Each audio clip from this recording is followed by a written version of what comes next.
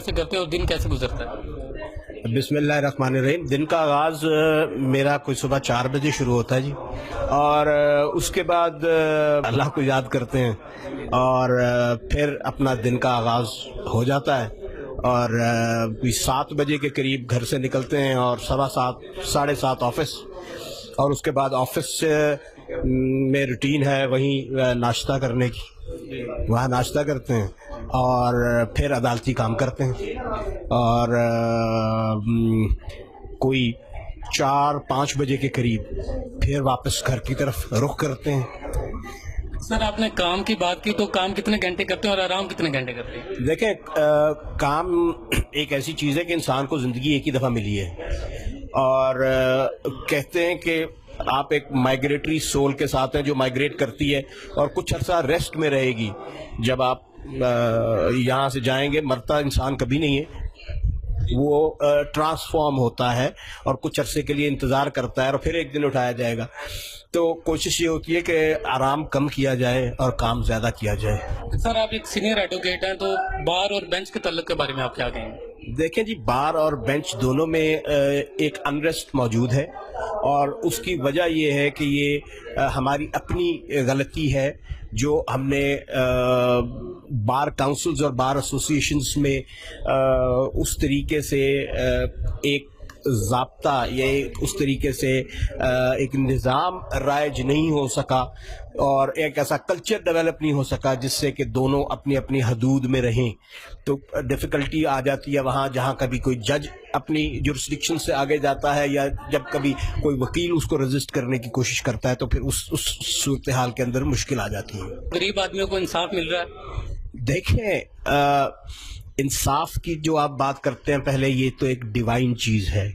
इंसाफ जो है वो अल्लाह ताला की ज़ात ही कर सकती है क्योंकि उन्होंने बैलेंस रखना है। जहाँ आप दुनियावी निज़ाम की बात करते हैं वहाँ अमेरिका भी तो गुआंतानामो बे में बंदों को उठा के आज तक बगैर ट्रायल के ह्यूमन राइट्स के चैंपियन भी बनते हैं और बगैर ट्रायल के रखा हुआ है। जो डिस्क्रिमिनेशन अमेरिका में होती है, रेसिज्म होती है, या बाकी आप बैंकॉक चले जाएं, थाईलैंड चले जाएं, वहाँ पर भी एक करप्ट निज़ाम है। आप इंडिया चले जाएं, भारत और हमारा निज़ाम फिर भी बेहतर है इस हवाले से कि यहाँ पर आपको जेलों में लोग नज़र आते हैं, वो जो जिनको माशरे से दूर रखना चाहिए, हालांकि वो कुछ भी अमाउंट पैसा खर्चने को तैयार हैं, हर हरबा इस्तेमाल करने को तैयार है, मगर फिर भी एक रियासत का निज़ाम यहाँ पर राइज है और चल रहा है।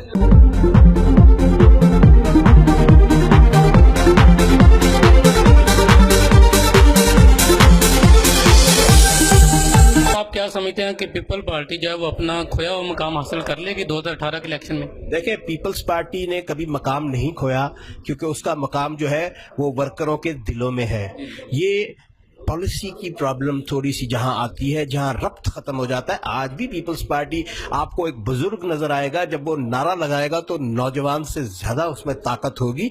तो ये अंदर दिलों में मौजूद है, ये आपकी रगों में मौजूद है, आपके खून के साथ और आपकी सांस के साथ है। तो पीपल्स पार्टी मौजूद है, पीपल्स पार्टी वाइब्रेंट है। सिर्फ उसको दस्तक दे के जगाने वाले हम उम्मीद करते हैं कि बिलावल भुट्टो जरदारी साहब के अंदर हमें वो क्वालिटीज़ और वो करिश्मा और वो भलवला नज़र आता है, वो तदब्बुर नज़र आता है हमें कि वो उनको जगाकर और इंशाल्लाह वो उसी तरह इनको लोहा बनाएंगे जैसे भुट्टो साहब ने कहा था कि ये कौम दुनिया का लोहा बनेगी। नून लीग वाले अक्सर इल्जाम लगाते हैं कि पीपल पार्टी और पीटीआई बड़ी अपोजिशन बनने के चक्कर में है। जहाँ तक नून लीग की बात है, ये लीग वाले लोग हैं, ये हर किसी के साथ इन लीग होते हैं और अब ये करप्शन के साथ इन लीग है। ये एयर मार्शल असगर खान के केस से शुरू हुआ इनके करप्शन का जो ढोल था, उसके बाद ये मुताद्दिद बार इनके खिलाफ जो हुदैबिया पेपर मिल हो गई और कई चीजें हो गई, मेहरान बैग स्कैंडल हो गया, आप ये देख लीजिए, और पनामा लीक्स एक ऐसी चीज है जिसमें ये बच नहीं सकते।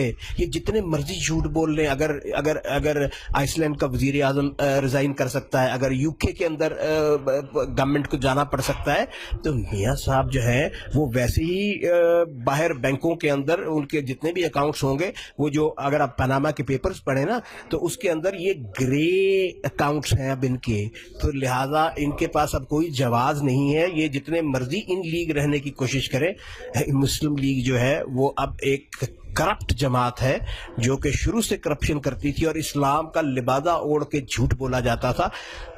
الحمدللہ اب اللہ تعالیٰ ان پہ وہ کرس اور لعنت کریں گے کہ یہ جس طرح الحمدللہ کہہ کے جھوٹ بولتے ہیں نا اور اللہ کا نام استعمال کرتے ہیں، یہ اب اس قابل بھی نہیں رہیں گے. آپ نے پاناما کی بات کی تو آپ پاناما کے فیصلے سے مطمئن ہیں؟ میں نے پاناما کا پوری وہ جنہوں نے انویسٹیگیٹ کیا وہ انویسٹیگیشن پڑھی ہوئی ہے جی.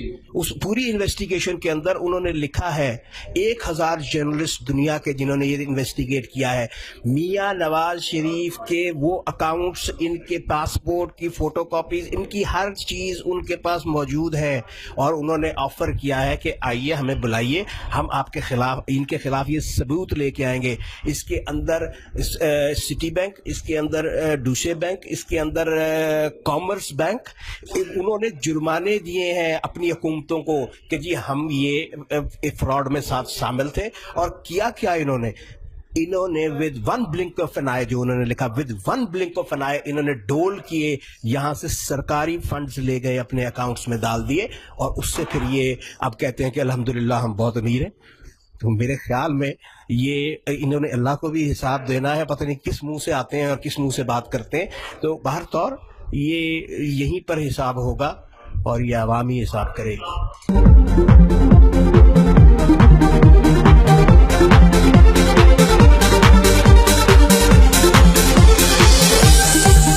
کلبھوشن کے معاملے پہ اگر حکومت کوئی اسٹیپ اٹھاتی ہے، اسے ہینگ آؤٹ کر دیتی ہے، تو آپ حکومت کا ساتھ دیں گے؟ دیکھیں یہ ایک عدالتی معاملہ ہے. میں تو اس حکومت پہ حیران ہوں کہ یہ کس طریقے سے اپنے روابط بناتے ہیں انڈیا کے بزنس مینوں سے اور انڈیا کے جو وہاں پر صاحب اقتدار ہیں، اور کیا امر مانے ہیں ان کو کہ کشمیری اتنے شہید کیے جا رہے ہیں، یہ جاسوس پکڑے جا رہے ہیں پاکستان کے اندر، لیکن ایک مجرمانہ خاموشی ہے. اب جہاں تک اس کے کیس کی بات آئی تو حکومت، میں حیران ہوا اگلے دن پڑھ کے کہ حکومت خود کہہ رہی ہے کہ جی ہم نے یہ اجلت میں کیا ہے، ہم صحیح طور پہ پیروی نہیں کر سکے. او خدا کے بندو، تمہیں اقتدار دیا ہے، وہ پاکستان کو مٹانا چاہتے ہیں اور تم اتنی سافٹ اور ایسی معصومانہ شکل بنا کے کہتے ہو کہ وہ ہو جی. اب اس کو جو سٹے ہوا ہے انٹرنیشنل کورٹ آف جسٹس سے، باہر طور ہم گلوبل ویلیج میں رہتے ہیں، جب تک وہاں پر یہ پینڈنگ ہے معاملہ تو ابھی حکومت اس بارے میں کچھ بھی نہیں کر سکتی. لیکن جو بھی اگر پاکستان کے خلاف غداری کا مرتکب ہے اس کی پھانسی سے کم سزا نہیں ہے. آپ اپنی پارٹی کی جو قیادت ہے، جو ناراض لوگ ہیں، ان کو کیا پیغام دیں گے؟ دیکھیں جی، ان کی ناراضگی مجھ سے ہو سکتی ہے، میرے کسی اور دوست سے ہو سکتی ہے، بھٹو سے نہیں ہو سکتی، بی بی سے نہیں ہو سکتی. تو میں یہی کہوں گا کہ آپ بھٹو کے سپاہی ہیں، آپ بی بی کے بھائی ہیں، آپ ہماری غلطیاں کوتاہیاں اگنور کر دیجئے. آئیے اس بھٹو کے پاکستان کو بلاول کی شکل میں قیادت دے کر، وزیر اعظم بنا کر آپ کے خواب اور آپ کی خواہشیں اور ان کے خواب اور ان کی خواہشیں پوری کی جائیں. آپ کی پارٹی ہے، آ جائیے اور خود اس کی باغ دوڑ سنبھالیے. ان دا اینڈ آپ کو اگلے 2018 کے الیکشن میں پاکستان مسلم لیگ نون سے خطرہ ہے یا پی ٹی آئی سے خطرہ ہے؟ ہمیں کسی سے خطرہ نہیں ہے بھائی. ان کی اپنی آئیڈیالوجی ہے، وہ ایک پیج پہ ہیں، وہ رائٹسٹ سوچ رکھتے ہیں، وہ کیپٹلسٹ سوچ رکھتے ہیں. ہم لیفٹ کی ایک ہی پارٹی ہے اس پاکستان کے اندر، ہم پروگریسو لبرل ایک ہی پارٹی ہے. ہمیں کسی سے خطرہ نہیں ہے، ان کو ہم سے خطرہ ہے. اور 2018 میں انشاءاللہ پیپلز پارٹی الیکشن جیتے گی. سر، ہم نے یہ ٹی وی چینل لانچ کیا تو اس کے بارے میں کچھ؟ ماشاءاللہ یہ بہت اچھی آپ کی کاوش ہے اور آپ کی وساطت سے کیمرے کی آنکھ جو ہے وہ لوگوں کو آگاہی دیتی ہے. اور ماشاءاللہ آپ نے ایک چھوٹی جگہ پہ اس کو شروع کیا، یہ انشاءاللہ ایکسپینڈ کرے گا. اور آپ جس طرح محنت کر رہے ہیں، مجھے امید ہے کہ بہت جلد یہ نیشنل اور انٹرنیشنل لیول پہ بھی آپ کا چینل جو ہے وہ لوگوں کو آگاہی دے گا.